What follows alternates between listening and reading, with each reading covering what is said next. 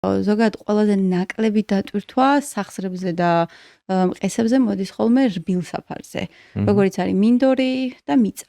მერე არის ტრეკი, იმიტომ რომ ტრეკი არის კაუჩუკი ხელოვნურად შექმნილი და ძალიან რბილი არის. მერე მოდის ასფალტი და მერე მოდის ბეტონი. მაგრამ ახლა თავიდან როდესაც ადამიანი იწყებს სირბილს, ხო თქვა 1 კილომეტრი, 2 კილომეტრი, ნუ აი 5 კილომეტრის ფარგლებში დიდი მნიშვნელობა მაგას არ აქვს. აი რაც უფრო ვუმატებთ დისტანციას და რაც უფრო გადავდივართ უკვე არა ვთქვათ კვირაში ერთ დღეს სირბილზე, არამედ ვთქვათ აი 2 დღეში ერთხელ დავრბივართ.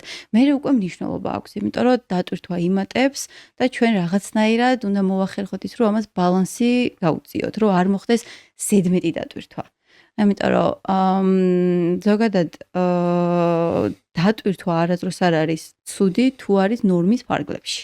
ოღონდ იმ კონკრეტული ადამიანისთვის ნორმის ფარგლებში. ახლა ხანდახან რო იგებენ ხოლმე დამწყებები, რომ აი ვიღაცა პროფესიონალი დარბის 100 კილომეტრს კვირაში ან 150 კილომეტრს კვირაში რაღაც, ანუ ეს გონია რომ ჯანმრთელობასთან არაფერ კავშირში არ არის, რომ აი ძალიან ბევრია, ძალიან დიდია დატვირთვა.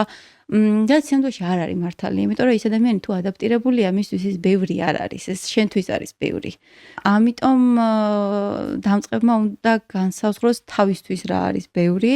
ჩემი აზრით არ უნდა მიაქციოს ყურადღება არც უნთქვას, არც როგორ დარბის ფეხს, უბრალოდ ირბინოს და მიიღოს სიამოვნება. და უკარნახებს ორგანიზმი თვითონ მერე ყველაფერს. აუცილებლად მერე ნელ-ნელა უკვე აი რომ მოეწონება და რომ შეუყვარდება და უკვე თქვათ სისტემატიურად გააგრძელებს სირბილს, მერე უკვე ორგანიზმი თვითონ დაალაგებს. იმიტომ რომ ეხა დატვირთვის დროს როგორ ვისუნთქოთ ორგანიზმა თვითონ უკეთესად იცის, ვიდრე ეხა შე რო აქედან დაუწყო ცხვირით ვისუნთქო და პირით ვისუნთქო.